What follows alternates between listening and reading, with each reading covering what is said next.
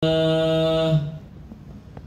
على الفلاح حي على الفلاح الله أكبر الله أكبر لا إله إلا الله.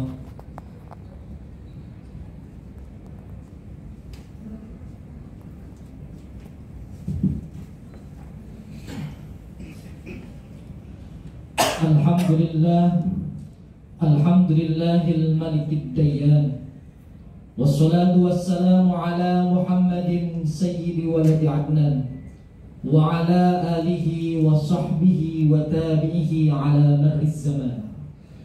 Wa asyhadu an la ilaha illallah wahdahu la syarika lah, al-munazzahu 'anil jismiyyati wal jihati waz zamani wal makan. Wa asyhadu anna sayyidana Muhammadan 'abduhu wa rasuluh alladzi kana khuluquhu al-Qur'an. Amma ba'd.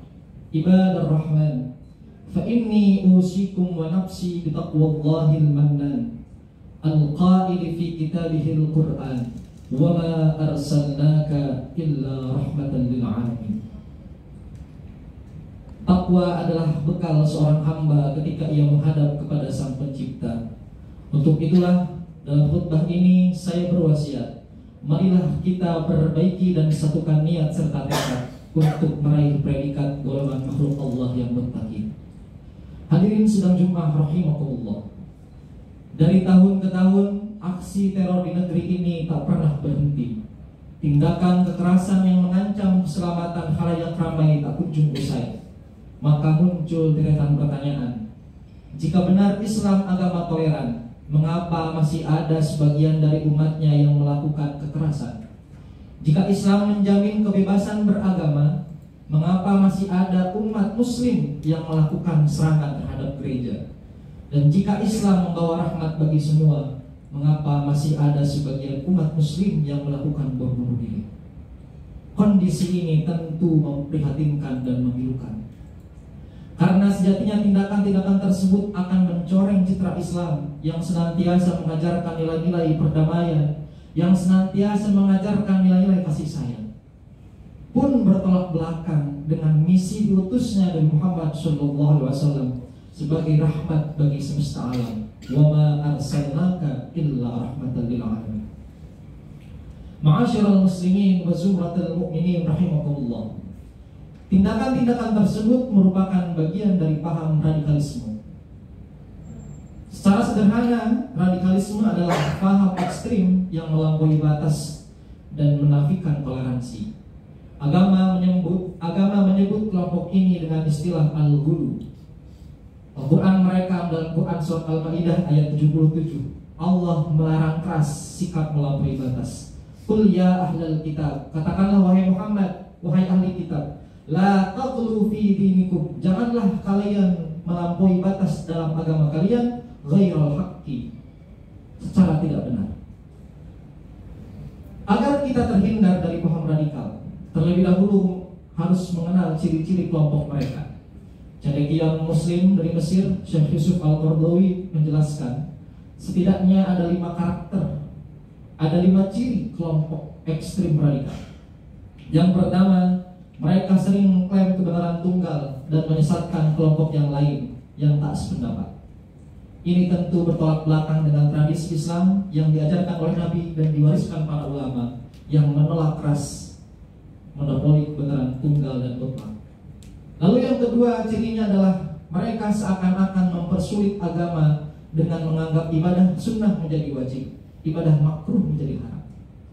Contoh sederhananya adalah fenomena memejamkan jenggot dan meninggikan celana di atas mata kaki. Ini tentu bertentangan dengan ajaran Islam yang mengajarkan al-iqtisad fil ibadah dan kemudahan dalam melaksanakan ibadah. Sebagaimana firman Allah, yuridullah bikumul yusra wa la yuridu bikumul usra. Allah menghendaki kemudahan dan tidak menghendaki kesukaran bagimu. Hadirin sedang jemaah yang berbahagia. Ciri yang ketiga, kelompok radikal selalu mengalami overdosis agama tidak pada tempatnya. Mereka memiliki faham keagamaan yang saklek, tekstual, dan mengabaikan kontekstual. Dalam kacamata mereka, Islam dibawakan penuh dengan kemarahan. Akibatnya apa? Islam yang mengajarkan kedamaian berubah menjadi ideologi kekerasan. Ciri yang keempat adalah kasar dalam berinteraksi dan berdakwah. Ciri-ciri dakwah seperti ini jelas juga bertolak belakang dengan kesantunan, dengan kelembutan yang diajarkan dalam dakwah Nabi.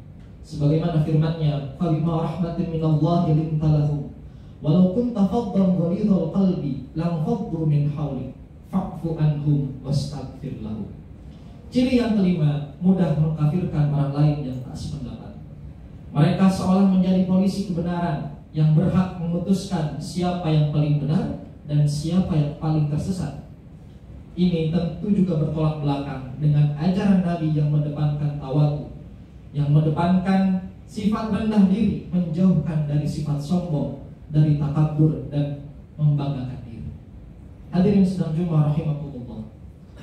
Untuk terhindar dari 5 ciri tersebut, sudah seharusnya kita sebagai umat Islam bahu-membahu untuk menebarkan spirit toleransi. Toleransi dalam Islam disebut dengan tasamuh. Kata tasamuh juga bisa bermakna tasahul, memudahkan, al-hilm, sabar, dan juga al-af, memaafkan. Dengan kata lain, toleransi secara sederhana dapat diartikan sebagai suatu sikap untuk mampu menghargai, menghormati, dan bisa bersabar terhadap segala perbedaan, termasuk dalam urusan keyakinan. Ma'asyiral muslimin wa zumratal mu'minin rahimakumullah. Toleransi merupakan nilai-nilai ajaran Islam. Dalam Quran surat Al-Baqarah ayat 256 dengan tegas menjelaskan bahwa tidak ada paksaan dalam agama. La ikraha fiddin. Demikian pula dalam Quran surat Al-An'am ayat 106 yang mendorong kita sebagai umat muslim untuk menghargai keyakinan yang berbeda. Wala tasubbul ladzina yad'una min dunillah. Janganlah kalian memaki orang-orang yang memiliki sesembahan yang berbeda dengan kita. Artinya mereka menyembah selain kepada Allah. Ayasubbullaha adwan bighairi ilmin. Karena apa akibatnya? Karena mereka nanti akan balik memaki Allah dengan melampaui batas tanpa dasar pengetahuan. 2 ayat di atas segelintir daripada ayat-ayat toleransi yang termaktub dalam Al-Quran agar mampu diterapkan dalam kehidupan masyarakat yang majemuk.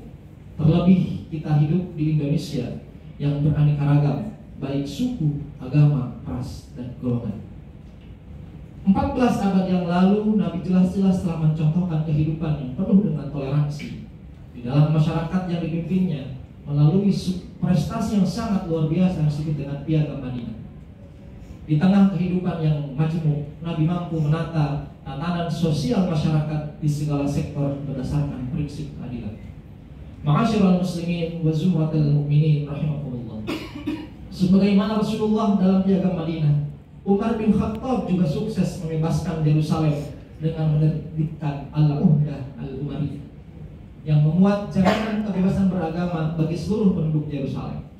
Tidak berlebihan bila ditegaskan bahwa toleransi sudah menjadi tradisi Rasulullah dan juga para salafus sholih umat sejak awal.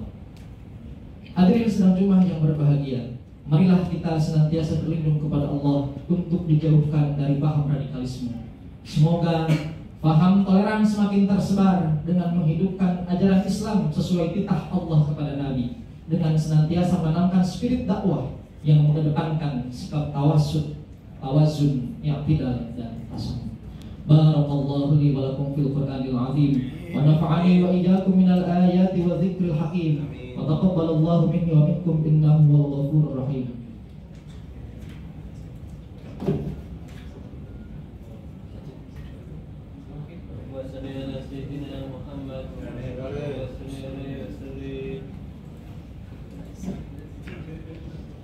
Alhamdulillahi rabbil alamin wa bihi nasta'in wa ala umuri dunya waddin wassalatu wassalamu ala ashrafil anbiya'i wal mursalin wa ala alihi wa sahbihi ajma'in amma ba'd faya ibadallah usi nafsi wa iyyakum bitaqwa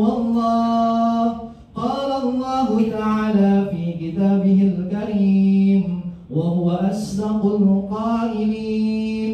أعوذ بالله من الشيطان الرجيم. إن الله وملائكته يصلون على النبي يا أيها الذين آمنوا صلوا عليه وسلموا تسليما. اللهم صل على سيدنا محمد وعلى آله وصحبه أجمعين. اللهم اغفر للمؤمنين والمؤمنات والمسلمين والمسلمات الأحياء منهم والأموات إنك سميع قريب مجيب الدعوات يا قاضي الحاجات. ربنا آتنا في الدنيا حسنة وفي الآخرة حسنة وقنا عذاب النار والحمد لله رب العالمين.